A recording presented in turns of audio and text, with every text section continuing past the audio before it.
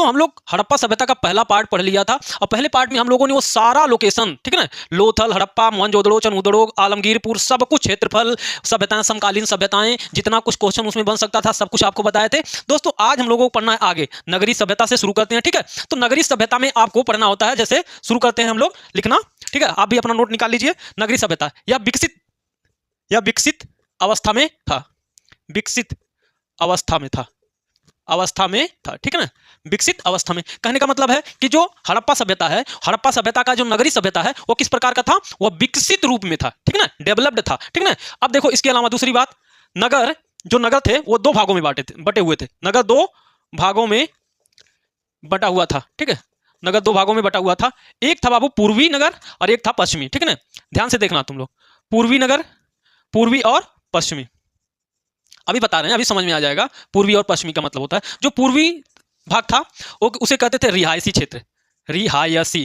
ठीक है, रिहायशी क्षेत्र। ठीक है, उसके अलावा पश्चिमी भाग जो था वो दुर्ग क्षेत्र था। अब देखो ये क्या था, अब देखो रिहायशी क्षेत्र और दुर्ग क्षेत्र। मान लो बाबू ये नगर है, ठीक है ना, ये पूरा का पूरा मान लो, चाहे हड़प्पा, मोहनजोदड़ो, लोथल, कोई भी मान लो कि ये नगर है। इस नगर को दो भागों में बांटा गया था। ठीक है ना, इस नगर को दो भागों में बांटा गया था।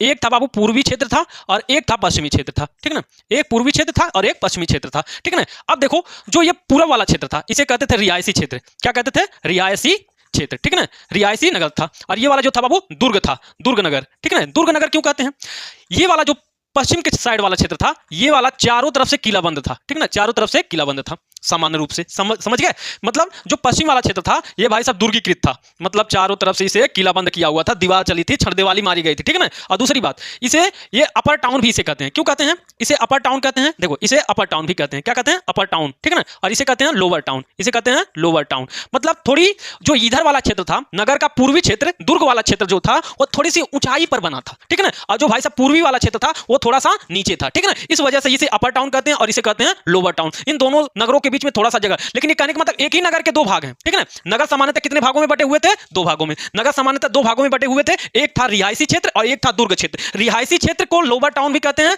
और ऊंचाई पे जो स्थित था भाई साहब उसे अपर टाउन या दुर्गीकृत भी था। ठीक है ना, ये ध्यान रहे। अब ये बताओ, जो कहने का मतलब है कि जो दुर्गीकृत क्षेत्र था यहां पर कौन कौन से लोग रहने वाले रहे होंगे, तो ध्यान लगाना। तो आप कह सकते हो शासक वर्ग रहा होगा। ठीक है ना, यहां लिखते हैं जो दुर्गीकृत था, जहां पर चारों तरफ से मान लो बाहर से कोई आक्रमण ना करने पाए। ठीक है ना, तो ऐसे सुरक्षित जगहों पे कौन रहता होगा, जो उस समाज के सबसे मजबूत वर्ग रहे होंगे। तो जैसे कौन मजबूत होता है, जैसे शासक होता है। ठीक है ना, शासक वर्ग हो सकता है, व्यापारी हो सकता है भाई साहब, व्यापारी हो सकता है। उसके अलावा उस समय पुरोहित हो सकता है। ठीक है ना, पुरोहित हो सकता है। और नीचे कौन से क्षेत्र में, रिहायशी क्षेत्रों में कौन से रहते हैं, श्रमिक रहते हैं, गरीब रहते हैं। ठीक है ना, तो ये लिख सकते हो, श्रमिक और गरीब लिख सकते हो। ठीक है, ये ध्यान रहे कि रिहायशी क्षेत्रों में कौन रहते होंगे, गरीब या श्रमिक लोग रहते रहे होंगे। ठीक है ना, कहां रख दिए, तो ये आपको ध्यान में रखना है। अब देखो हमने क्या बताया, यहीं पर अपवाद स्वरूप आपको ये लिखना है। देखो सामान्यतः सभी नोट करके लिखो, नोट करके। अभी हमने क्या बताया कि नगर कितने भागों में बटे हुए थे, दो भागों में। क्वेश्चन कहां से पूछेगा, अब देखो नगर सामान्यतः दो भागों में बटा था, लेकिन धौलावीरा तीन भागों में बटा हुआ था, तीन भागों में बटा था। धौलावीरा कितने भागों में बटा था, जैसे अभी हमने क्या बताया कि मान लो ये नगर है, ये नगर कितने भागों में, दो भागों में बटा हुआ था। ठीक है ना, दो भागों में बटा हुआ था। ठीक है ना, एक अपर टाउन एक लोअर टाउन, एक अपर टाउन एक लोअर टाउन। लेकिन धौलावीरा एक ऐसा शहर था जो तीन भागों में बटा था। कितने भागों में बटा था बाबू, तीन भागों में बटा था। ठीक है ना, ये ध्यान रहे, तीन भागों में बटा था। कितने भागों में, तीन भागों में। एक को कहते हैं लोअर टाउन। ठीक है ना, लोअर टाउन, मिडिल टाउन, उसके अलावा अपर टाउन। ठीक है ना, तीन भागों में बटा हुआ था, ये ध्यान रहे। तो पूछा गया क्वेश्चन है कि बताओ कि ऐसा हड़प्पा सभ्यता का ऐसा कौन सा शहर है जो तीन भागों में विभाजित था। तो हड़प्पा सभ्यता का धौलावीरा शहर जो गुजरात में स्थित है, ये तीन भागों में विभाजित था, ये आपको ध्यान में रखना है। और उसके अलावा भाई साहब हमने बताया कि एक नोट और लिखो, नोट नंबर 2 लिखो कि कालीबंगा कहां पर स्थित है बाबू, राजस्थान में। कालीबंगा अपर टाउन, कालीबंगा का दोनों नगर का दोनों क्षेत्र क्या था बाबू, दुर्गीकृत था। नगर का दोनों क्षेत्र क्या था, दुर्गीकृत था, दुर्गीकृत। ठीक है ना, अभी हमने क्या बताया, मान लो कि ये कोई नगर है, ये कितने भागों में बटा होगा, दो भागों में बटा होगा। ठीक है ना, दो भागों में बटा होगा। इसे कहते हैं अपर टाउन, इसे कहते हैं लोअर टाउन। ठीक है ना, ये वाला जो क्षेत्र था ये क्या था, चारों तरफ से छड़देवाली था, दुर्ग बनाए गए थे, चारों तरफ से घेर दिया गया था। लेकिन कालीबंगा एक ऐसा शहर था जहां पर शहर के दोनों हिस्से क्या थे बाबू, दुर्गीकृत थे। अपवाद है, ये दोनों अपवाद है। तो पूछा भी गया है, लोथल धौलावीरा वाला पूछा भी गया है कि हड़प्पा सभ्यता का ऐसा कौन सा स्थल है जो भाई साहब तीन भागों में डिवाइड था। तो ये क्वेश्चन पूछा गया है एसएससी में, तो ध्यान रहे कि आगे भी पूछा जा सकता है। पूछे आगे, मान लो ये ध्यान रहे कि कालीबंगा कालीबंगा ऐसा शहर था जहां पर शहर के दोनों क्षेत्र, रिहायशी क्षेत्र और दुर्ग क्षेत्र, दोनों ही कैसे थे बाबू, दोनों ही किलाबंद थे, ठीक है ना। तो ये ध्यान रहे, दोनों क्षेत्र दुर्गीकृत या किलाबंद थे, ये आपको ध्यान में रखना है, ठीक है ना। कालीबंगा के बारे में ऐसे बना लिया करिए, आप लोग भी छोटा सा ऐसे बना लेंगे बगल में, तो याद रहेगा कि इसका मतलब क्या है। यहाँ चलो हम बना देते हैं, अच्छा ठीक है ना। दोनों क्षेत्र क्या थे बाबू, दुर्गीकृत क्षेत्र, लो बना दिए। अपर टाउन और लोअर टाउन दोनों ही क्या थे, अपर टाउन लोअर टाउन, ठीक है। ये दोनों ही क्षेत्र क्या थे, दुर्गीकृत थे, ठीक है ना। ये आपको ध्यान में रखना है। उसके अलावा अब लिखो तीसरा पॉइंट, ये देखो ये पहला पॉइंट था, ये दूसरा पॉइंट था, ये नोट में हमने लिखाया किसका, नगर वाले को, ठीक है ना। अब तीसरा पॉइंट लिखो, अब तीसरा पॉइंट लिखो, नोट के अलावा लिखो तीसरा पॉइंट। सड़कें सड़कें समकोण पर समकोण पर समकोण पर काटती थी, ठीक है ना। इसी के कोष्टक में लिख लो, चाहे 90 अंश दिया रहे, चाहे दे चेस बोर्ड की तरह, ठीक है, चेस बोर्ड की तरह याद दिया रहे, ठीक है ना। समकोण पर चेस बोर्ड की तरह, ठीक है ना। ग्रीड नुमा, ठीक है ना, ग्रीड मतलब जाल, ग्रीड नुमा, ठीक है ना, अभी बता रहे हैं समझ में आ जाएगा, ग्रीड नुमा इत्यादि, ठीक है ना। सड़कें कितने कैसे थी बाबू, हड़प्पा सभ्यता की सड़कें कैसे थी, एक दूसरे को समकोण पर काटती थी। ये कैसे है भाई साहब, अब देखो मान लो कि ये सड़क है, ये मुख्य सड़क है, ठीक है ना, ये भी मुख्य सड़क है। अब क्या था भाई साहब, सड़कें थी और ये गली वाली सड़क है, ठीक है ना, ऐसे गली वाली सड़कें बनी थी, सड़कें ऐसे आपस में एक दूसरे को समकोण पर काटती थी। तो अब बताओ ये जाल नुमा हो गया कि नहीं हो गया, तो मतलब वहां की सड़कें एक दूसरे को समकोण पर काटती हैं, और जब भी समकोण पर काटेंगी तो कैसा दिखेगा, चेस बोर्ड की तरह। चेस बोर्ड आप देखे होंगे कुछ इसी तरह दिखाई देता है। ग्रिड आप जाल देखे होंगे तो जाल भी कुछ इसी तरह बुना होता है, ठीक है ना, इसी को तो 90 अंश का कोण कहते हैं, ठीक है ना। तो आपको ये ध्यान में रखना है, ठीक है ना। अब देखो ये सड़कें हो गई, सड़क के साथ मान लो कि ये मुख्य सड़क है, ये वाला मान लो कि बाबू ये मुख्य सड़क है, ये मुख्य सड़क है, हड़प्पा सभ्यता की ये मान लो मुख्य सड़क है, ठीक है ना। ये बाबू मान लो कि ये क्या है, मुख्य सड़क है, ये दोनों, ठीक है। और बाकी क्या है, गली है, ये वाली गली वाली सड़कें हैं, ये सारी गली वाली सड़कें हैं। अब क्या थी कि जो मकान था ना बाबू, वो मकान इन्हीं सड़कों के बगल में स्थित हुआ करता था, ठीक है ना। ये सड़कों के बगल में मकान हुआ करते थे, आपको ये ध्यान रखना, ठीक है ना। मान लो ये सारे क्या है, मकान है, ठीक है, इस तरह मकान हुआ करते थे। अब क्या पूछता है कि जो मुख्य सड़क है, मान लो कि ये वाला जो सड़क यहां बनाते हैं, ये यहां बनाते हैं, अब ये जो मुख्य सड़क है, इस मुख्य सड़क से सटा हुआ एक नाला बनाया जाता था। क्या बनाया जाता था, मुख्य सड़क से सटा हुआ नाला बनाया जाता था। इस नाले में बाबू जगह जगह मैन होल बनाए जाते थे। क्या बनाए जाते थे, जगह जगह पे मैन होल बनाए जाते थे, ठीक है ना। ये क्या है, ठीक है ना, सड़क से और मकान से, जो सड़क होता था और मकान के बीच में नाला होता था, ठीक है ना। सड़क और मकान के बीच में क्या बनता था, नाला। हमने बताया ना कि ये सारे मकान है, देखो ये सब के सब मकान है, ये सब के सब मकान है, ठीक है ना। सड़क और मकान के बीच में क्या बनाए जाते थे, नाला बनाया जाता। अब मान लो कि ये वाला पूरा का पूरा क्या है, सड़क है, ये सड़क है, ठीक है ना, ये सड़क है, ये वाला भाई साहब, ठीक है ना, छायादार क्षेत्र सड़क है।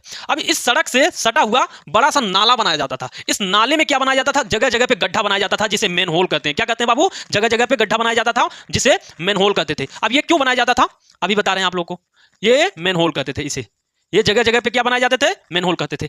इसी ये सब क्या है, नाला है, नाला है, ठीक है ना।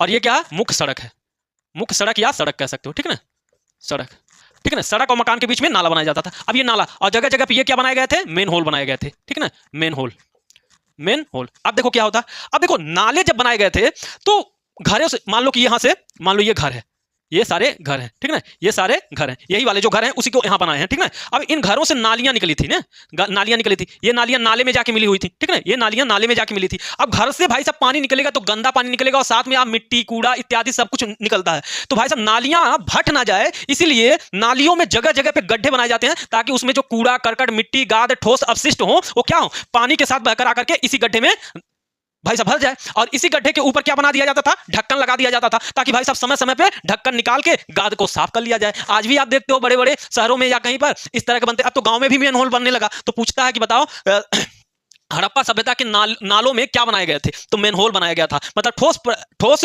कचरे का प्रबंधन करने के लिए क्या बनाया गया था, तो आप कहोगे मेन होल बनाया गया था, ठीक है ना। हड़प्पा सभ्यता में ठोस कचरे को प्रबंधित करने के लिए नालों में क्या बनाया गया था, तो क्या बताओगे बाबू, मेन होल बनाया गया था, ठीक है ना। मेन होल मतलब वही जो भाई साहब गड्ढा बना दिया, जिसमें साफ साफ लिखा गया है मेन होल, ठीक है ना। तो मेन होल याद कर लेना है, ठीक है ना। मेन होल क्या था, एक तरह का गड्ढा था, जिसमें क्या हो, कूड़ा करकट और ठोस अपशिष्ट जो होता है वो उसी में जाकर के गिर जाए, ताकि भाई साहब समय समय पे निकाल लिया जाए, ठीक है ना। और इन नालियों को कच्चे ईंटों से ढक दिया गया था। इन नालियों को क्या कर दिया गया था बाबू, कच्चे ईंटों से ढक दिया गया था। ये ध्यान रहे, कच्चे ईंटों से ढक दिया गया था, ठीक है ना। ये सारा नालियां, ठीक है ना, ये आपको ध्यान रखना। अब आपको यही चीज लिखाते हैं, चेसबोर्ड की तरह लगा हुआ था। ये वाला आप चाहो तो बना लो, और नहीं तो फिर लिखो चौथा पॉइंट, सड़क एवं मकान के बीच में मकान के बीच में नाले बनाए गए थे, नाले बने होते थे, नाले बने होते थे, नाले बने होते थे, होते थे, जिसमें जगह जगह पर, जगह जगह पर मेन होल बनाया गया था, मेन होल बनाया गया था। ठीक है ना? क्यों बनाया गया था मेन होल बाबू? मेन होल क्यों बनाया गया था? ठोस कचरा, ठोस कचरा प्रबंधन हेतु। ठीक ना? प्रबंधन हेतु। ठीक ना? ठोस कचरा प्रबंधन हेतु क्या बनाया गया था? नालों में जगह जगह मेन होल बनाया गया था, और घरों से निकल के नालियां उन्हीं क्या हुआ था, बड़े बड़े नालों में जाकर के मिल जाती थी। ठीक है ना? इस प्रकार हमारा ये नगरीय जल निकासी प्रणाली वाला सिस्टम था। ठीक है ना? हड़प्पा सभ्यता में। और ये थे नगरीय सभ्यता के क्या थे बाबू? ये सड़कें थी। ठीक है ना? तो ये आपको ध्यान में रखना है। और लिखो इसमें, अब इसमें थोड़ा सा मिटाना पड़ेगा, ये वाला लिख लिए होंगे आप लोग, यहां पर मिटाते हैं। ठीक है? दो भागों में बटा था। नगर कैसे बटे हुए थे? दो भागों में। अब लिखो पांचवा पॉइंट, लिखो पांचवा पॉइंट लिखो, मकान के दरवाजे, दरवाजे, दरवाजे मुख्य सड़क, दरवाजे मुख्य सड़क की तरफ नहीं खुलते थे, नहीं खुलते, नहीं खुलते थे, बल्कि बल्कि सड़क के विपरीत, सड़क के विपरीत, विपरीत गली में खुलते थे। ठीक है ना? गली में खुलते थे, खुलते थे। ठीक है ना? अब देखो इसका मतलब क्या है बाबू? ये था, मान लो कि ये मेन सड़क है। ठीक है ना? ये मुख्य सड़क है, और इस मुख्य सड़क के बगल में किसी का मकान है। मान लो कि ये किसी का मकान है, तो यहाँ पर दरवाजे, हमारे यहाँ क्या होता है सामान्यतः, यहाँ पर दरवाजा लगा होता है, यहाँ लगा होता है ना। मान लो ये सड़क है, ठीक है ना? ये सड़क है, इस सड़क के बगल में हमारा अगर मकान है तो हम दरवाजा किधर बनाते हैं? सड़क की तरफ बनाते हैं। लेकिन हड़प्पा सभ्यता में भाई साहब उल्टा था। ठीक है ना? इन लोगों ने मुख्य सड़क की तरफ नहीं, बल्कि गली की तरफ खोला था, जहां पतले सड़कें थे। ठीक है ना? गली की तरफ खोल रखे थे। ऐसा क्यों पूछता है? तो यही पूछता है कि बताओ हड़प्पा सभ्यता के, मतलब ये पूरे सभ्यता के लोगों ने, बताओ सड़कें, दरवाजे किस तरफ होते थे? तो सड़क के विपरीत, मुख्य सड़क के विपरीत होता था, पीछे की तरफ होता था, गली की तरफ होता था। ठीक है ना? तो ये बात आपको ध्यान में रखना है कि किधर होता था, सड़कें किधर होती थी, तो मुख्य सड़क के विपरीत होता था। ठीक है ना? ऐसा क्यों? तो कुछ इतिहासकारों ने इसका दो जवाब दिया है कि ये सड़कें क्यों भाई साहब विपरीत में होती थी, पीछे की तरफ होती थी। यहां पे लिख लेना, विपरीत, पीछे। ठीक है ना? मुख्य सड़क के पीछे, विपरीत। ठीक है ना? गली में खुलती थी। अब भाई साहब कुछ इतिहासकार इसके बारे में बताते हैं दो कारण। भाई साहब दो कारण देते हैं। एक तो कहते हैं कि भाई साहब मुख्य सड़क है, अब सड़क की तरफ दरवाजा खोल लोगे तो भाई साहब दिन भर भाई साहब यातायात का आना जाना लगा रहेगा, जिसकी वजह से धूल मिट्टी उड़ करके मकान के अंदर जाएंगे। तो कुछ लोग कहते हैं कि पर्यावरण की वजह से, मतलब प्रदूषण की वजह से घर के दरवाजे विपरीत दिशा में होते थे, मुख्य सड़क के विपरीत में होते थे, गली में खुलते थे। लेकिन भाई साहब दूसरी तरफ कुछ इतिहासकार कहते हैं कि ना ना भाई साहब, अब रोड पर का घर है तो भाई साहब उस समय भी भाई साहब वो चकाचौंध वाले लड़के रहे होंगे, हाँ, व्यापारी लोग रहे होंगे। तो कहते थे घर की निजता की वजह से, सुरक्षा की वजह से, कि भाई साहब कोई ताकी ताका ना करे। ठीक है ना? तो ताकी ताका को रोकने खातिर भाई साहब घर के दरवाजे पीछे की तरफ खोल रखे थे कि घर के सामने अगर रोड रहेगा तो भाई साहब आवाजाही लगा रहेगा, तो लोग झांकी झांका लगाएंगे। हाँ, ठीक है ना? तो इस वजह से, सुरक्षा की वजह से घर के दरवाजे पीछे की तरफ हुआ करता था। तो ये ध्यान में रख लेना, लिख लो यहीं पर। एक तो निजता की वजह थे, एक तो निजता था, और दूसरा क्या था बाबू? निजता के साथ साथ आप कहोगे कि प्रदूषण, प्रदूषण। ठीक है? प्रदूषण। ये ध्यान रहे, ये दो कारण थे जिसकी वजह से घर के दरवाजे विपरीत दिशा में हुआ करता था। ठीक है ना? विपरीत दिशा में होता था। तो ये आपको ध्यान में रखना है, ये 4-5 पॉइंट इसके हैं। ठीक है ना? उसके अलावा और लिख लो इसमें,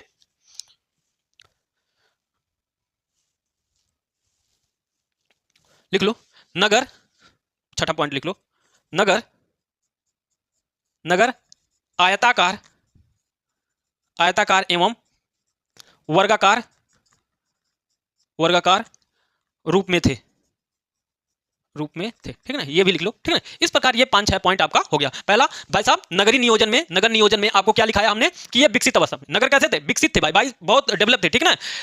और दूसरी बात, नगर दो भागों में बटा हुआ था, एक पूर्वी भाग, एक पश्चिमी भाग, एक रियायती क्षेत्र, एक दुर्ग क्षेत्र, एक क्षेत्र भाई साहब किलाबंद था, एक क्षेत्र बिना किलाबंद था भाई साहब, एक ऊंचाई पर था, एक भाई साहब थोड़ा नीचे था। ठीक है ना? ये ध्यान रखना है। ठीक है ना? एक तरफ कौन लोग रहते होंगे? तो आप कहोगे व्यापारी लोग रहते रहे होंगे। ठीक है ना? उसके अलावा शासक वर्ग रहते रहे होंगे। ठीक है ना? ये सारे लोग रहते होंगे। और दूसरी तरफ आप क्या कहोगे कि एक तरफ गरीब लोग रहते होंगे, श्रमिक लोग रहते होंगे। ठीक है ना? तो इस प्रकार आपको ध्यान में रखना है। लेकिन हमने बताया कि पूरा नगर दो भागों में बटा था, लेकिन कुछ अपवाद भी है। जैसे हमने कहा कि कालीबंगा ऐसा क्षेत्र है जो क्या है, दोनों ही क्षेत्र क्या थे? दुर्गीकृत थे, मतलब दोनों ही किलाबंद थे। लेकिन एक ऐसा क्षेत्र है जहां 3 भागों में नगर विभाजित था, वो था धौलावीरा, आपको हमने बताया, ठीक है ना भाई साहब। वहां की सड़कें किस चेस बोर्ड की तरह थी, ठीक है ना। हड़प्पा सभ्यता की सड़कें कैसी थी, चेस बोर्ड की तरह थी, 90 अंश पर एक दूसरे को काटती थी, समकोण पर काटती थी, तो ये आपको ग्रिड नुमा थी, ठीक है ना। तो इस प्रकार वहां के नगरीय नियोजन विकसित था, ठीक है ना, बना हुआ था। और नालियां, सड़क एवं मकान के बीच में नाले बने होते थे और घर से नालियां निकली हुई थी और वही नालियां और नाले में जाके मिलती थी। जगह जगह पे मेनहोल बनाए गए थे ताकि ठोस कचरा का प्रबंधन किया जा सके। तो ये सारा था क्या, नगरीय नियोजन में, ठीक है ना। अब हम लोग देखते हैं अगला, लिपि।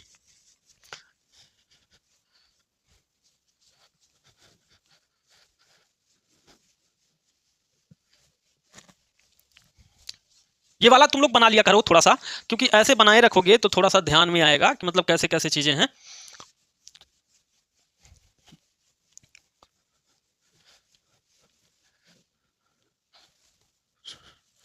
अगला लिखो, हड़प्पा सभ्यता के लिपि। अगला है हड़प्पा सभ्यता की लिपि, सभ्यता की लिपि, ठीक है। हड़प्पा सभ्यता की लिपि, देखो भाई साहब, सिंपल सा मतलब है हड़प्पा वासी पढ़े लिखे थे, ठीक है ना, शिक्षित थे। कहने का मतलब सिंपल सा है कि हड़प्पा के लोग लिखना पढ़ना जानते थे। सिंपल सा पहली बात, अगर क्वेश्चन पूछ ले कि हड़प्पा सभ्यता के लोग लिखना पढ़ना जानते थे कि नहीं जानते थे, तो आपको जवाब देना है कि वो लोग लिखना पढ़ना जानते थे, ठीक है ना, क्योंकि लिखा हुआ चीज मिला है, इसका मतलब वो लिखते थे। अब किसी भी तरीके से वो लिखते थे, लेकिन लिखते थे। भाई साहब पढ़ना जानते थे तभी तो लिख रहे थे, ठीक है ना, तो ये ध्यान रहे कि वो पढ़ना लिखना जानते थे। दूसरी बात कि अभी तक हड़प्पा सभ्यता के लोगों ने जो जो लिखा है उसे अभी हम लोगों ने नहीं पढ़ पाया, ठीक है ना। तो ये भी ध्यान रहे कि बताओ हड़प्पा लिपि पढ़ा जा चुका है कि नहीं, तो जवाब देना है नहीं। अभी तक हम लोगों ने हड़प्पा सभ्यता की लिपि को नहीं पढ़ पाए हैं, ध्यान रहे, ठीक है ना। उन लोगों ने क्या क्या लिखा है हमको नहीं पता, उनकी लिपि कैसी थी, तो भाव चित्रात्मक थी। तो यहीं से शुरू करते हैं, ठीक है ना। हड़प्पा लिपि, हड़प्पा, सबसे पहले तो ये लिखते हैं, हड़प्पा लिपि भाव चित्रात्मक थी, भाव चित्रात्मक थी, चित्रात्मक, ठीक है, भाव चित्रात्मक थी। अब इसका मतलब क्या होता है बाबू, भाव चित्रात्मक का मतलब होता है कि वहां से जो अक्षर मिले हैं, वहां से जो चित्र मिले हैं, वहां से जो भाई सब लेख मिला है, उन सब लेखों का, उन सब उल्लेखों का कुछ अपना मतलब है। वहां के जो लिपि है उस लिपि का अपना कुछ मतलब है। जैसे बाबू कोई बनाता है ऐसे, मान लो कि ये बना दिया, तो क्या इसमें क्या दिख रहा है, इस इमोजी में आपको क्या पता चल रहा है कि ये मुस्कुरा रहा है, ये भाव कुछ प्रस्तुत कर रहा है, ठीक है ना। मान लो भाई साहब कोई दूसरे मॉडल का बना देते हैं, ठीक है, तो ये क्या लग रहा, ये लग रहा मुंह फुलाए बैठा भाई साहब। ये इमोजी क्या कुछ अपने भाव प्रस्तुत करें। चलो दूसरा एक बना देते हैं, ठीक है ना।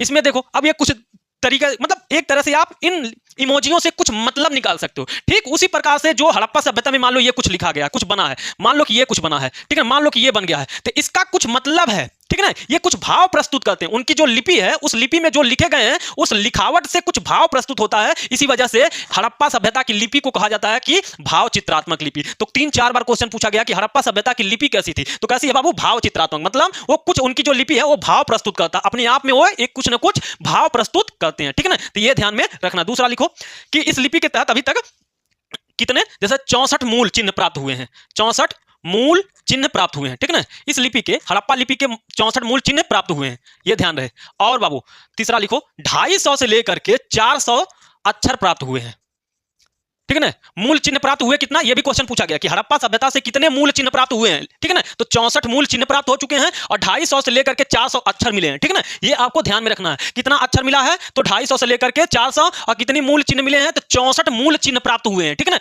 64 मूल चिन्ह, तो ये सब याद करना है, ठीक है ना, क्योंकि पूछा गया क्वेश्चन है। 64 मूल चिन्ह प्राप्त हुए हैं। और लिखो बाबू इसमें जो, जैसे अब देखो ये थोड़ा सा समझो, जैसे ये भाव चित्रात्मक आप लोगों को समझ में आ गया होगा। अब देखो चौथा पॉइंट यहां देखते हैं हम लोग।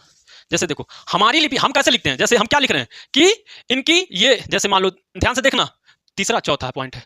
अब देखो हम कैसे लिखते हैं, जैसे राम घर जा रहा है। अब मान लो हम ये लिख रहे हैं, ये लिखे ना बाबू, तो किधर से लिखें, इधर से लिखना शुरू किए, और किधर लिखें, इधर से लिखना शुरू किए इधर की तरफ। मतलब ये कौन सा क्षेत्र है, तो आप कहोगे ये है दायां, ये है लेफ्ट और ये है राइट, ठीक है ना। हम किधर से किधर गए हैं, तो लेफ्ट से राइट की तरफ लिख गए। तो हमारी देवनागरिक लिपि कैसी लिखी जाती है, बाएं से दाएं की तरफ। किधर बाबू, बाएं से दाएं की तरफ लिखी जाती है। हमारी जो लिपि है भाई साहब, कौन सी लिपि, देवनागरिक लिपि जो है भाई साहब, ठीक है ना, वो किधर से किधर लिखी जाती है, दाएं से बाएं की तरफ, बाएं से दाएं की तरफ, ठीक है ना। लेकिन हड़प्पा सभ्यता की जो भाव चित्रात्मक लिपि थी वो उल्टा थी, इधर से इधर लिखी जाती थी। जो कुछ वो लिखते थे, तो जैसे मान लो उनको राम जाता है लिखना है तो ऐसे लिखते थे, राम जाता है, उनकी अपनी भाषा में, ठीक है ना। उर्दू भी शायद ऐसे लिखा जाता है, ठीक है ना। तो वो कैसे लिखते थे, तो ये भी क्वेश्चन पूछा गया, बाएं दाएं दाएं से बाएं की तरफ लिखते थे, ठीक ना। कैसे लिखते थे बाबू? दाएं से बाएं तरफ लिखते थे वो लोग।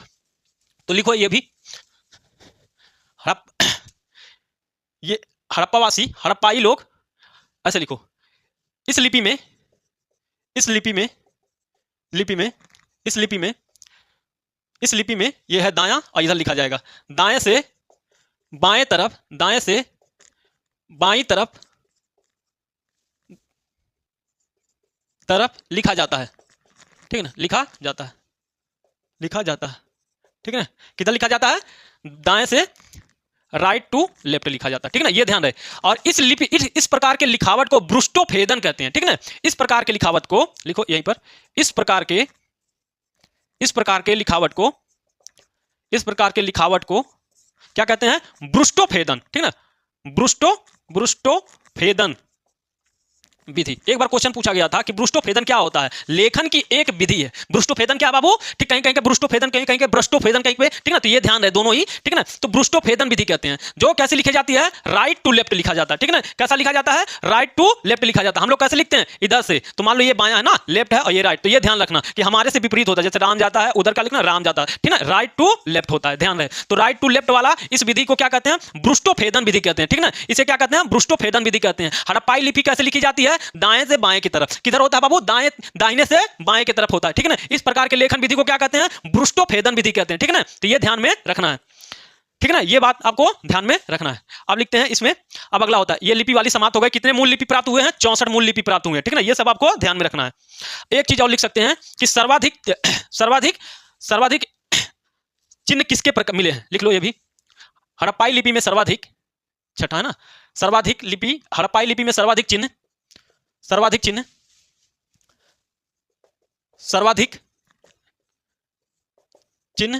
किसके मिले हैं? तो आप कहोगे यू आकार के।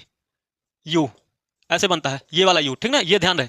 कौन सा? ये यू जो बनाए थे हम लोग, अम्ब्रेला वाला यू आकार का चिन्ह मिला है, ठीक है ना। यू आकार का सर्वाधिक चिन्ह कितना मिला? ये जो 64 मूल चिन्ह है, इन चिन्हों में, ठीक है ना, कितना सबसे ज्यादा किसका चिन्ह है? तो आप कहोगे यू आकार का, ठीक है ना। सबसे ज्यादा चिन्ह किसका? यू आकार का जो चिन्ह है वो सबसे ज्यादा है, ठीक है ना। तो ये आपको ध्यान में रखना है। तो ये हड़प्पा सभ्यता के बारे में, लिपि के बारे में हो गया। लिपि, टोटल लिपि कितनी है? 64 मूल लिपि है। उसके अलावा कितने अक्षर मिले हैं? तो 250 से लेकर के भाई साहब 400 अक्षर मिले हैं, ठीक है ना। ये याद करना है, ठीक है ना। उसके अलावा हड़प्पाई लिपि कैसे लिखी जाती है? तो दाएं से बाएं की तरफ, दाएं से बाएं की तरफ, ठीक है ना। हड़प्पाई लिपि कैसे लिखी जाती है? दाएं से बाएं की तरफ। ये ध्यान रहे, जिधर हम लिखते हैं उसका उल्टा लिखा जाता है, ठीक है ना। और इस लिखावट को क्या कहते हैं? ब्रुष्टोभेदन विधि कहते हैं, ठीक है ना। इसे कहते हैं ब्रुष्टोभेदन विधि। सर्वाधिक चिन्ह किसके मिले हैं? यू आकार के मिले हैं, ठीक है ना। ये सब आपको ध्यान में रखना है। अगला आते हैं हम लोग।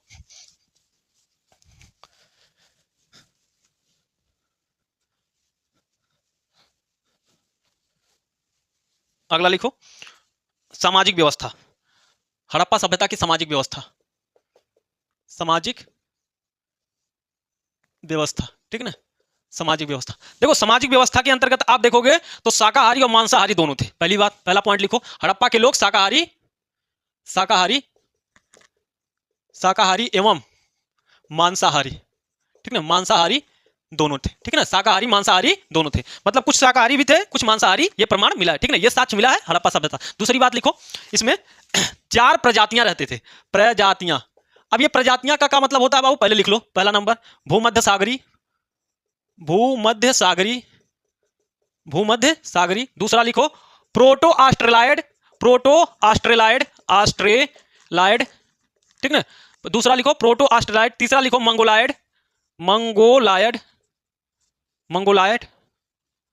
ठीक है, मंगोलायड। चौथा लिखो अल्पाइन, ठीक है ना। चौथा है अल्पाइन।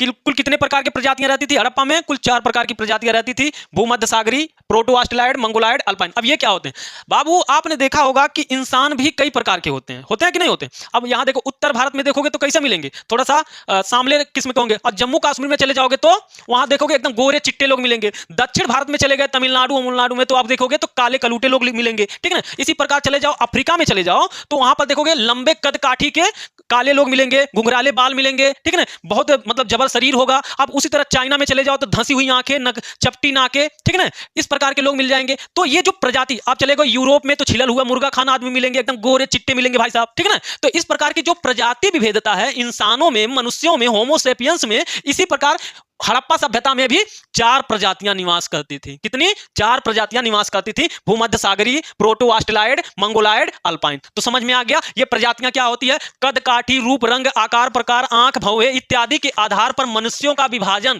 क्या है? प्रजाति विभाजन है। समझ में आया? प्रजाति विभाजन के अंतर्गत आपने देखा कि ये 4 प्रजातियां निवास करती थी। तो पूछ लेगा कि बताओ, 4 ऑप्शन देता है, पूछता है बताओ कौन इसमें से कौन सी प्रजाति हड़प्पा सभ्यता में निवास नहीं करती थी। तो ध्यान रहे, चारों याद कर लेना, ठीक है ना। अब आपसे पूछ ले कि इन चारों प्रजातियों में सबसे ज्यादा जनसंख्या किसकी थी? तो क्या बताओगे? भूमध्य सागरीय। लिखो, सर्वाधिक जनसंख्या, सर्वाधिक जनसंख्या, जनसंख्या इन्हीं की थी, इन्हीं का था, ठीक है ना, इन्हीं का था, ठीक है।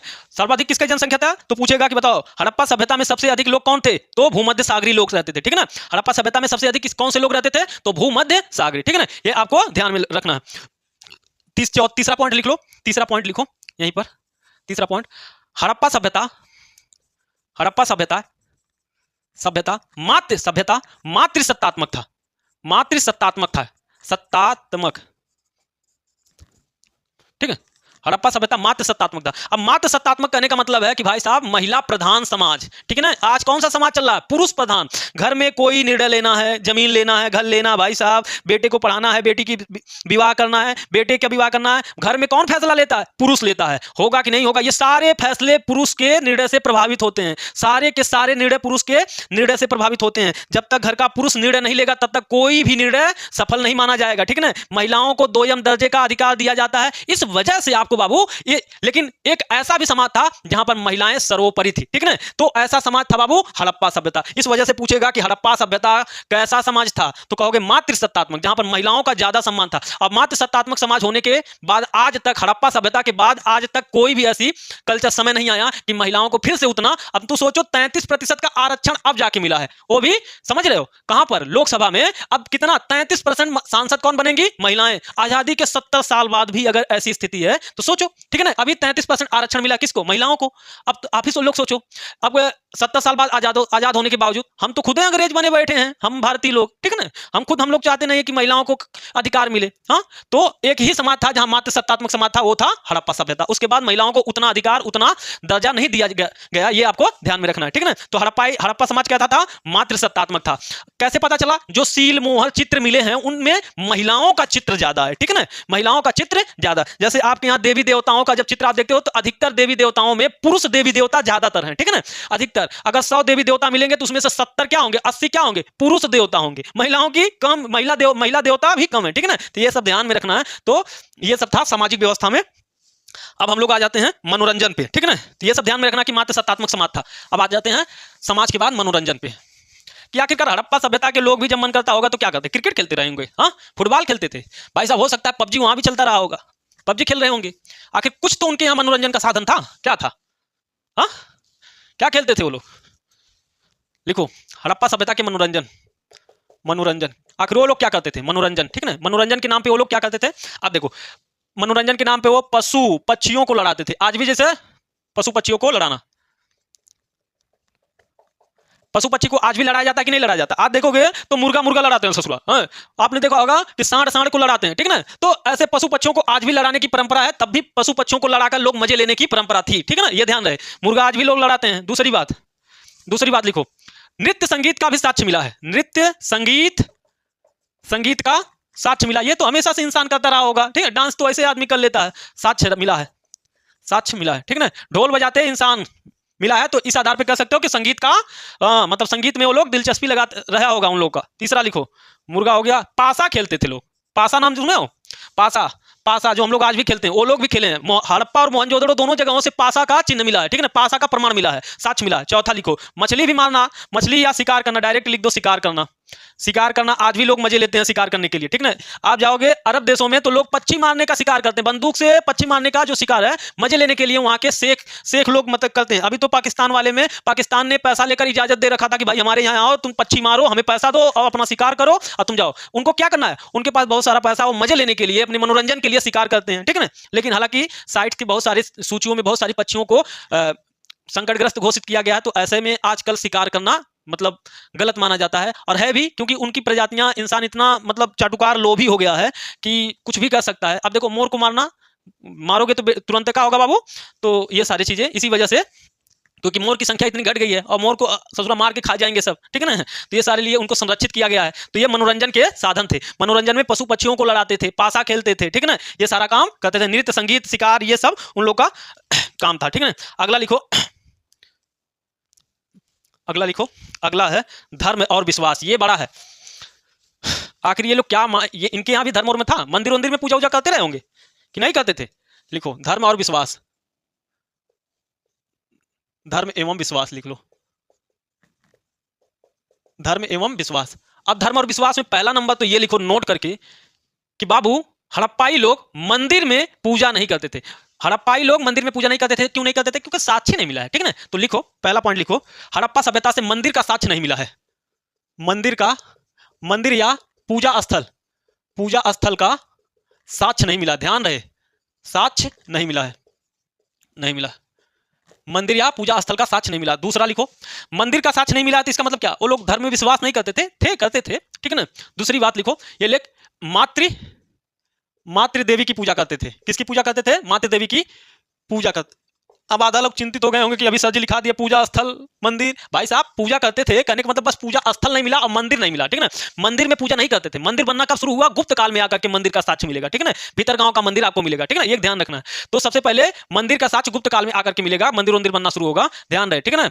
तो ये आपको ध्यान में रखना कि पहला नंबर मातृ देवी की पूजा करते थे कि नहीं करते थे? करते थे। दूसरा, तीसरा लिखो, पशुपति शिव की पूजा भी करते थे। पशुपति शिव की पूजा करते थे, ठीक है ना, पशुपति शिव की पूजा करते थे। चौथा लिखो, उसके उर्वरता की पूजा करते थे। उर्वरता की पूजा करते थे। पृथ्वी की पूजा करते थे, पृथ्वी की पूजा, ठीक है ना, पृथ्वी की भी पूजा। अब एक चीज, एक मतलब एक मूर्ति मिली है, वो मूर्ति जमीन पर लेटी हुई है और उसके गर्भ से, पेट से एक पौधा निकलता हुआ दिखाया गया है। उस आधार पर इतिहासकारों ने यह कहा कि भाई साहब ये उर्वरता की देवी और पृथ्वी की पूजा का प्रमाण मिला है, ठीक है ना। उस आधार पर उन लोगों ने निष्कर्ष निकाला, ठीक है ना, ध्यान रहे। पांचवा, छठा लिखो, सर्प की पूजा करते थे। सर्प की पूजा करते थे, ठीक है ना, सांप, ठीक है ना, पूजा करते थे। लिखो सातवां, अग्नि की पूजा भी करते थे। अग्नि लिखा दिया कि नहीं? नहीं लिखा है। अग्नि की पूजा, अग्नि की पूजा करते थे। और लिखो आठवां, लिखो अग्नि की पूजा के बाद इधर लिखो, आठवां लिखो इधर, पशुओं की भी पूजा करते थे बाबू, पशुओं की पूजा करते थे। अब पशुओं की पूजा में किसकी, कौन सा? लिखो कुबड़ वाले बैल, कुबड़ वाले बैल। अगर सांड भी आ जाए तो भी लगा देना, ठीक है ना। कुबड़ वाले बैल की पूजा करते थे, कुबड़ वाले बैल की पूजा करते थे। कुबड़ वाला सांड या कुबड़ वाला बैल जो भी आए तो लगा देना, ध्यान रहे। किसकी पूजा? कुबड़ वाला, ध्यान रहे। अगर कुबड़ वाला आया तो तुरंत लगा देना कि कौन से पशु की पूजा की जाती थी, तो कुबड़ वाले बैल की पूजा की जाती थी। और लिखो एक श्रृंगी बैल की भी पूजा की जाती थी। एक श्रृंगी बैल की पूजा की जाती थी, एक श्रृंगी बैल की पूजा की जाती थी, ठीक है ना, ध्यान रहे। उसके अलावा आठवें के बाद लिखो, उसके अलावा वृक्षों की पूजा होती थी, ठीक है ना, वृक्षों की पूजा होती थी। वृक्षों में किसका? पीपल की पूजा होती थी। पीपल, नीम, बबूल, ठीक है ना, ये तीन साक्ष्य मिला है। पीपल, नीम, बबूल की भी पूजा होती थी। जल की लिखा दिया कि नहीं? नहीं लिखा है। लिखो जल की भी पूजा करते थे लोग, जल की पूजा, ठीक है ना, जल की भी पूजा करते थे। 11वां लिखो, स्वास्तिक मिला है। स्वास्तिक ये वाला उल्टा हो जाए भाई, माफ करना तुम लोग। स्वास्तिक हमें ऐसे हम बनाए, शायद उल्टा है कि सीधा नहीं पता रहा, ठीक है ना। इस प्रकार आपको ध्यान रखना, स्वास्तिक का भी प्रमाण मिला है, ठीक है ना। यहीं पर लिख लो। हो गया 11। और कुछ बचा है? सांप हो गया, अग्नि हो गई, पृथ्वी हो गई, उर्वरता हो गया, पशुपति शिव हो गया, मातृ देवी की पूजा हो गई, और मंदिर का प्रमाण नहीं मिला, पशुआ हो गया, वृक्ष हो गया, जल हो गया, स्वास्तिक हो गया, ठीक है ना। ये सारी चीज मिल गए। और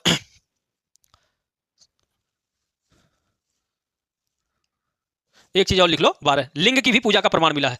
लिंग पूजा का प्रमाण मिला है, ठीक है ना, लिंग पूजा का प्रमाण मिला है, ठीक है। लिंग की भी पूजा लोग करते थे, हड़प्पाई लोग। तो ये था आपको धर्म और विश्वास। तो देखो धर्म और विश्वास में ये वाला आपको दे देगा सीधे क्वेश्चन की बताओ इनमें से कौन से धर्म में विश्वास करते थे, इनमें से किसकी पूजा की जाती थी। तो आपको ये ध्यान रहे कि भाई साहब मातृ देवी की पूजा की जाती थी, पशुपति शिव की पूजा की जाती थी, ठीक है ना। उसके अलावा भाई साहब सर्प की पूजा की जाती थी, जल की पूजा की जाती थी, अग्नि की पूजा की जाती थी, पृथ्वी की पूजा की जाती थी, उसके अलावा स्वास्तिक की पूजा की जाती थी, उर्वरता की पूजा की जाती थी, वृक्ष की पूजा की जाती थी। वृक्ष पूजा में किसकी पूजा होती थी? तो पीपल, नीम, बबूल की पूजा होती थी। उसके अलावा अगर बाबू पूछ ले कि भाई साहब पशुओं में किसकी पूजा होती थी, तो कुबड़ वाला बैल जो था भाई साहब उसका पूजा होता था, ठीक है ना। कुबड़ वाला जो बैल था उसका पूजा होता था। उसके अलावा एक श्रृंगी पशु का भी प्रमाण मिला है, ठीक है ना। तो ये आपको ध्यान में रखना है, ये सारे चीज। ये था धर्म और विश्वास वाला, ठीक है ना। अब धर्म और विश्वास के आगे हम लोग बढ़ते हैं अगले के टॉपिक की तरफ, अंत्येष्टि के प्रकार। अंत्येष्टि के प्रकार। अंत्येष्टि मतलब, अंत्येष्टि का मतलब क्या होता है बाबू? अंत्येष्टि लिखो, अंत्येष्टि, ठीक ना, अंत्येष्टि के प्रकार लिखो। या इसी को कहते हैं समाधान, समाधान का प्रकार, ठीक ना। ये दोनों का मतलब कहने का मतलब है कि बाबू जब हड़प्पा सभ्यता के लोग मर जाते थे तो उनको किस किस तरीके से अंतिम काम क्रिया किया जाता था, वो कौन कौन तरीके। आज के समाज में देखोगे तो क्या होता है, कुछ लोग मरते हैं तो लोग उनको खेत में या कहीं पर कब्रिस्तान में क्या करते हैं, दफना देते हैं। तो आज एक तरीका हो गया दफनाने का। और कुछ लोग क्या करते हैं कि जला देते हैं, मरने के बाद क्या कर देते हैं, उनको जला देते हैं, ठीक है ना। तो दो तरीका हो गया। हड़प्पा सभ्यता में भी दो तरीका था, लेकिन उसके साथ एक चीज और शामिल था, उसे समझना जरूरी है, ठीक है ना। तो अंत्येष्टि का मतलब क्या होता है, मरने के बाद की क्रियाएं, ठीक है ना, ठीक है, मरने के बाद के दफन या ये सारी क्रियाएं। तो लिखो पूर्ण समाधिकरण, समाधिकरण, पूर्ण समाधिकरण।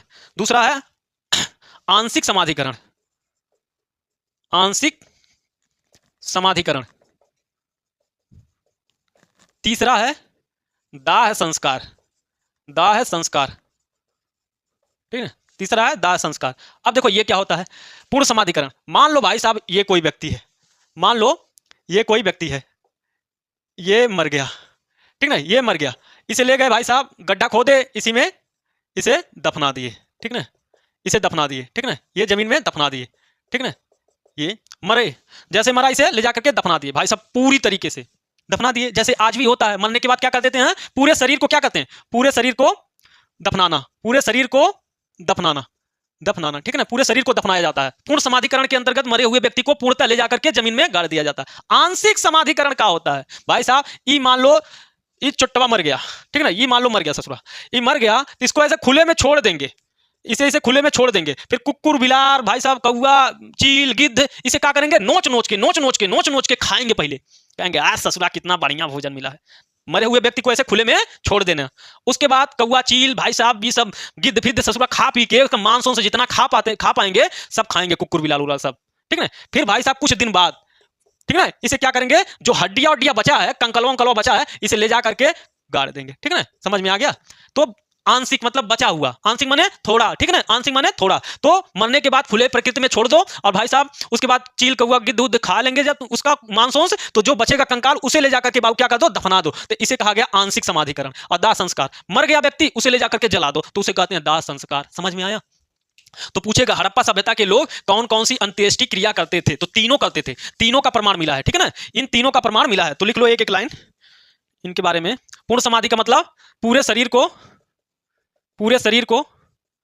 दफनाना, पूरे शरीर को दफनाना, ठीक है ना, पूरे शरीर को दफनाना। आंशिक समाधिकरण के अंतर्गत, आंशिक समाधिकरण के अंतर्गत बचे हुए भाग को दफनाना, ठीक है ना। चील का वो अपने हिसाब से तुम लोग लिख लेना, ठीक है ना। दाह संस्कार को मतलब है कि भाई साहब शरीर जला देना, शरीर जलाना, जला करके सुलाइयां तेराइयां कर देना, ठीक है ना बाबू, ये ध्यान रहे।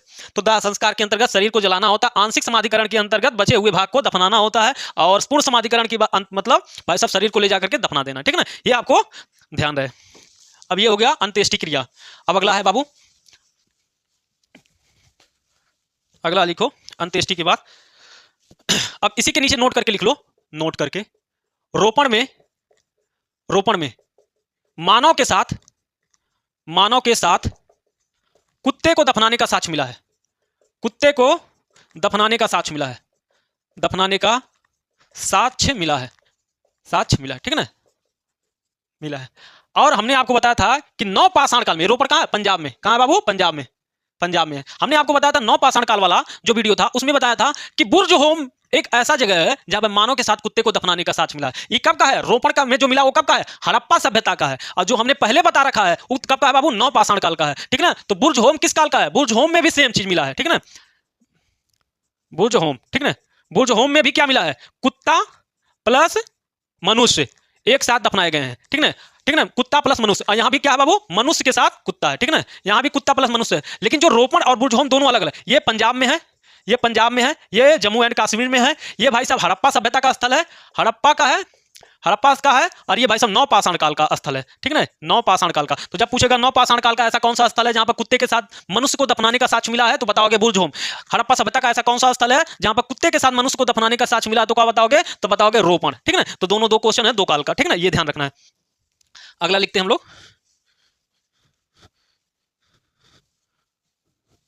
अगला लिखते हैं, लिखो हड़प्पा के, इसी में नोट वाले में चल रहा है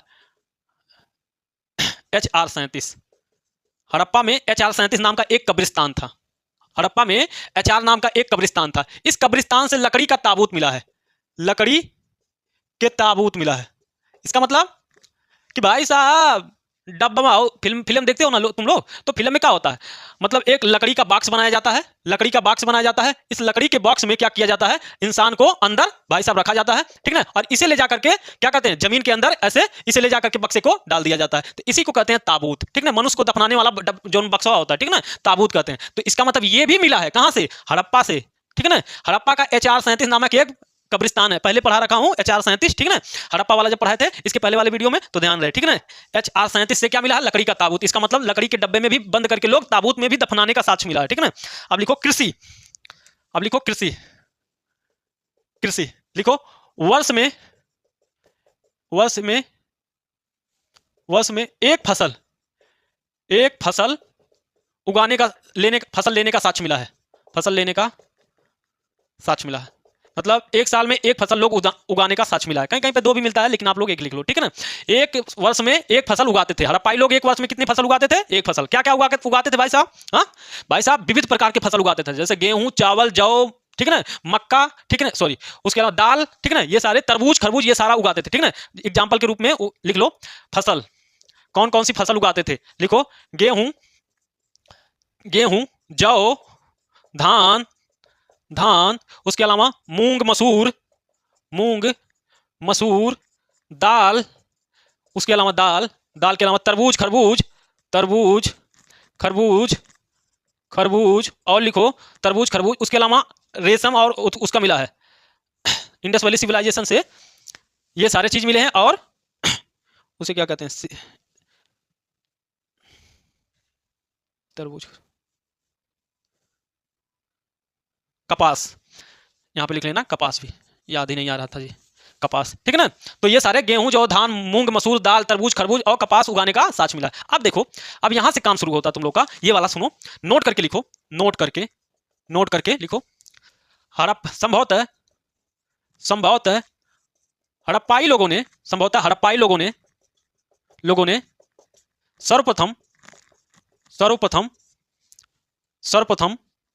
कपास का उत्पादन किया, कपास को उपजाया, ठीक है ना। सबसे पहले किन लोगों ने उपजाया बाबू, तो हड़प्पाई लोगों ने ही सबसे पहले कपास उत्पादन किया। दूसरी, जो गेहूं और धान है, ये कहां से आया, मध्य एशिया से आया, ठीक है ना। गेहूं और धान कहां से भारत में आया, तो मध्य एशिया से आया, ठीक है ना। लिख लो गेहूं का तो खास कर लिख लो, मध्य एशिया से प्रसार हुआ, मध्य एशिया से प्रसार हुआ इसका, ठीक है ना। और लिखो तीसरा पॉइंट नोट करके लिखो। अब ये पहला नोट था, अलग से नोट बनाओ।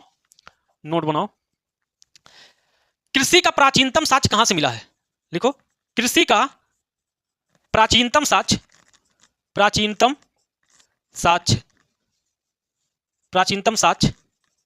कहां से मिला है, कृषि का प्राचीनतम साक्ष्य। और लिखो चावल का प्राचीनतम साक्ष्य कहां से मिला, चावल का प्राचीनतम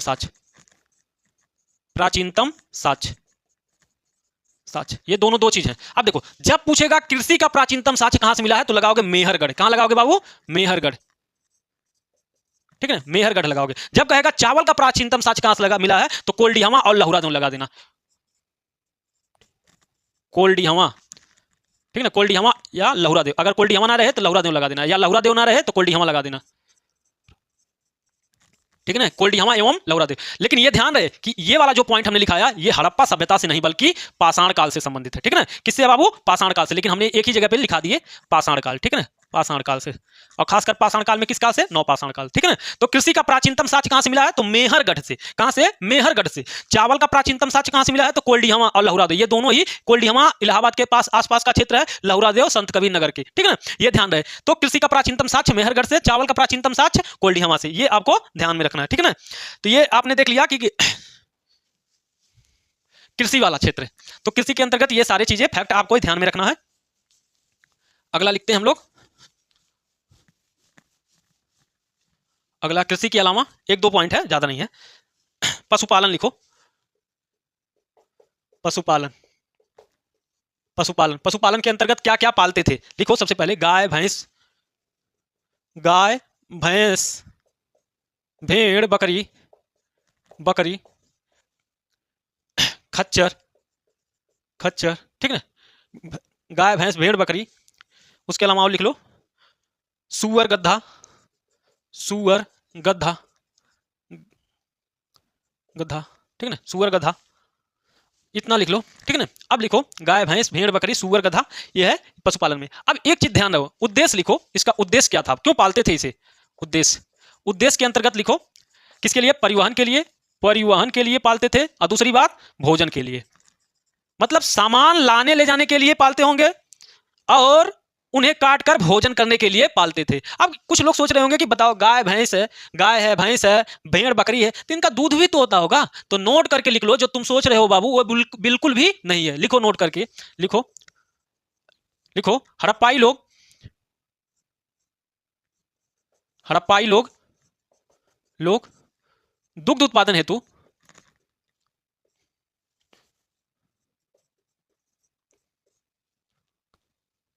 ऐसे लिखो हड़प्पाई लोग दूध उत्पादन हेतु, दूध उत्पादन हेतु, उत्पादन हेतु, हड़प्पाई लोग दूध उत्पादन हेतु, उत्पादन हेतु पशुओं को, पशुओं को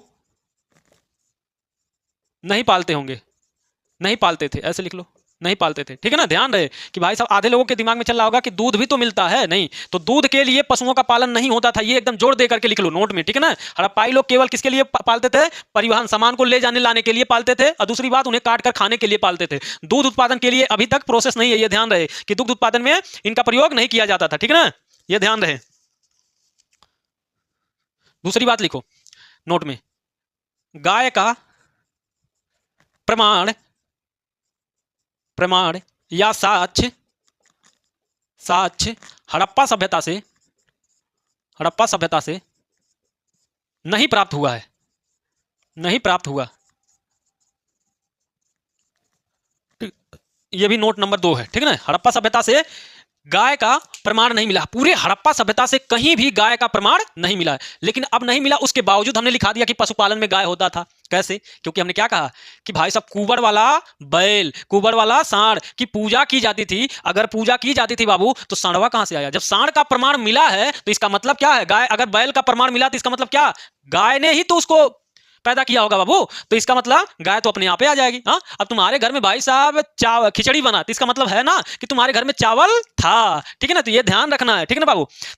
तुम दूध वाला चाय पी रहे हो तो इसका मतलब तुम्हारे घर में दूध चीनी चाय पत्ती था, ठीक है ना, ये ध्यान रखना है तुम लोग को। तो उसी प्रकार गाय का प्रमाण भले ना मिला हो, पूछेगा कि बताओ गाय का प्रमाण कहां से मिला, तो बता देना कहीं से नहीं मिला है, ठीक है ना। लेकिन उसके बावजूद इतिहासकारों ने साफ साफ कहा है कि भाई साहब गाय पालन किया जाता था, ठीक है ना। तो ऐसे आपको ये सारी चीजें ध्यान में रखना। अगला लिखो मुहर, एक है अंतिम है मुहर, मुहर पढ़ के खत्म हो जाएगा हम लोग का ये टॉपिक। और इस प्रकार हड़प्पा सभ्यता का अधिकतर पार्ट हम लोगों ने 90% चीजें कवर कर ली है 2 वीडियो में, ठीक है ना। अब लिखो मुहर, मुहर, मुहर क्या होता था बाबू, ठीक है, पहले लिखो ये वर्गाकार एवं आयताकार, आयताकार प्रकार के थे। दूसरी बात लिखो, लिखो सर्वाधिक मुहर, सर्वाधिक मुहर वर्गाकार, वर्गाकार प्रकार के प्राप्त हुए हैं, प्राप्त हुए हैं, ठीक है ना। अगला लिखो सर्वाधिक मुहर, सर्वाधिक मुहर, सर्वाधिक मुहर, सर्वाधिक मुहर मोहनजोदड़ो से प्राप्त हुआ है, मोहनजोदड़ो से, मोहनजोदड़ो से मिला है, ठीक है। सर्वाधिक मुहर, सर्वाधिक मुहर सेल खड़ी, सेल खड़ी नामक पत्थर, सेल खड़ी नामक पत्थर के बने थे, बने थे, ठीक ना।